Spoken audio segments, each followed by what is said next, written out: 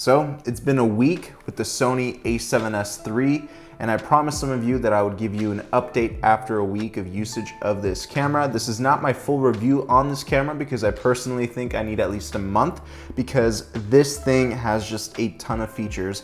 But I did play around with some of the low light sensitivity, I did play around with S-Log3, and I played around with HLG3, and you'd be surprised at the footage because some of it's really noisy, some of it's really clean. There are specific settings that you have to, tweak to get that really clean look at high ISOs. So I actually shot in downtown Los Angeles with Atola Visuals. Big shout out to her. She hit me up, she was like, hey, let's meet up, let's go shoot with the A7S III. I was like, hell yeah, I'm down, let's go, let's shoot, let's.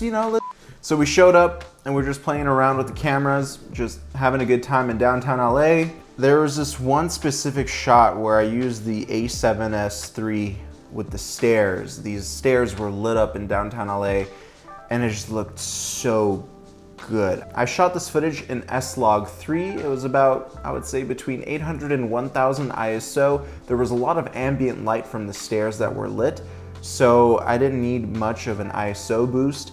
And I was shooting with a 16-35 Zeiss f4 1/50th shutter. I was shooting this at 16mm with my Juin Crane 2S gimbal. By the way, love that gimbal. I use it with my A7S III all the time now.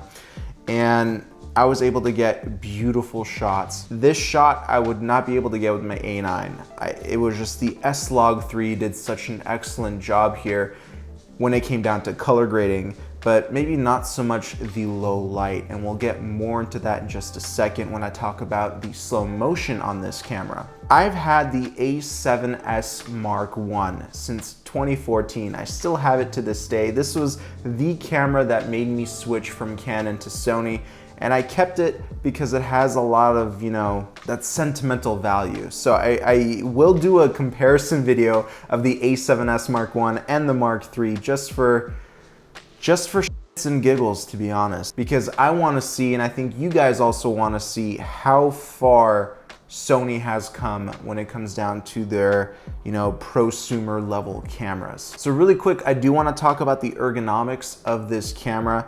It is slightly bulkier than my A9. It has a thicker grip.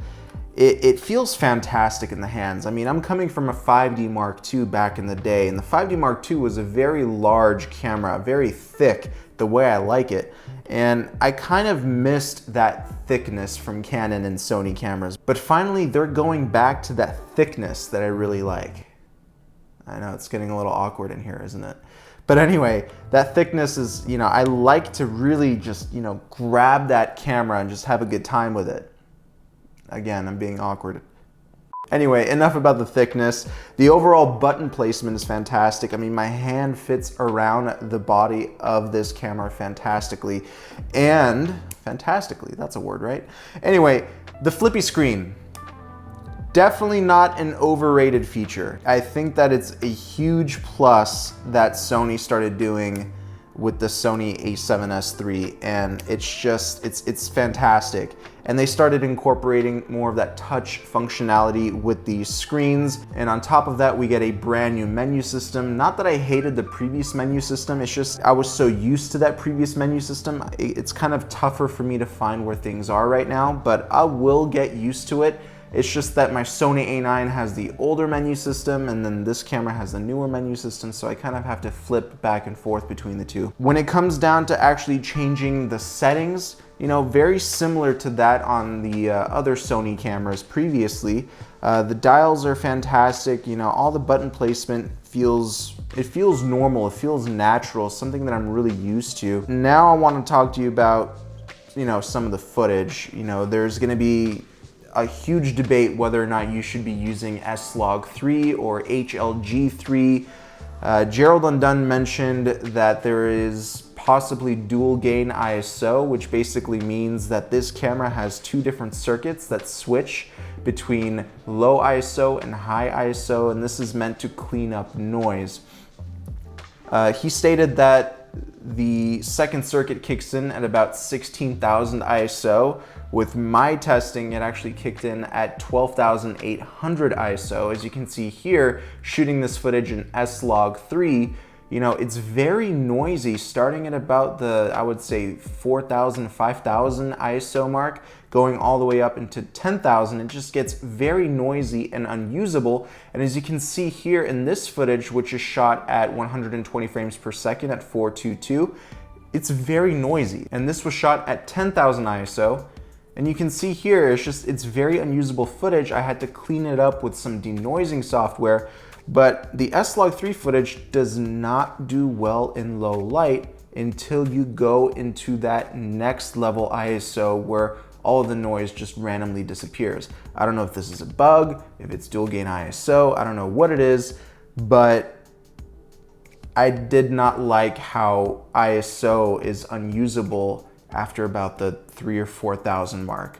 So that's something that S-Log3 was really, really bad at. But then again, as I mentioned, it cleans up at 12,800. Now, the footage that I shot in downtown was all done with S-Log3. And then when I came home to edit the footage and I noticed how noisy it was, I started playing around with the other picture profiles. And when I reached HLG3, that's when noise basically was not visible throughout most of the ISOs. I mean, I tested this all the way up until 40,000 ISO, and HLG3 remained very clean through most of those shots, as you can see here. But if you notice, if you compare the S-Log3 footage and the HLG3 footage side by side, you'll notice that there is a massive color difference. We get more saturation with the HLG3. We have what it looks like to be different exposure between the two. To be honest, I do enjoy color grading S-Log3 footage a lot more than HLG3. I just feel like I get more latitude with S-Log3. HLG3, I'm not really used to color grading, but I am getting better at it. It's just, it needs less tweaking, to be honest. And I'm used to making more tweaks to the color. So prepare for more test footage with HLG3. Perhaps I'll make a tutorial on how to color grade that. But S-Log3 is really easy to color grade. All we have to do is crush the blacks, increase the highlights, and possibly even the midtones, increase the saturation, and then add your own little color to it with the color grade or a LUT. And then boom, you got yourself color graded and color corrected S-Log3 footage. So along with the S-Log footage, we get a lot of dynamic range and color data. Just take a look at this footage here. It was really easy for me to change the color of the soda can from yellow to pink to orange to any color I wanted. That's only possible because of this 422 10-bit color space that we're getting. So this little tiny camera will give you a lot of range when it comes down to changing colors in your videos.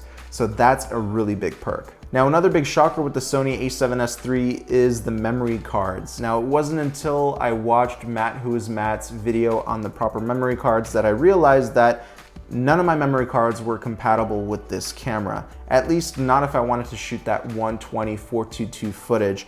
I had to get the Lexar 2000X SD card, and I also thought that SanDisk already made the Type A CF Express card, so I went to Best Buy, I bought them, and then I realized that it was the wrong type. It was Type B, not Type A.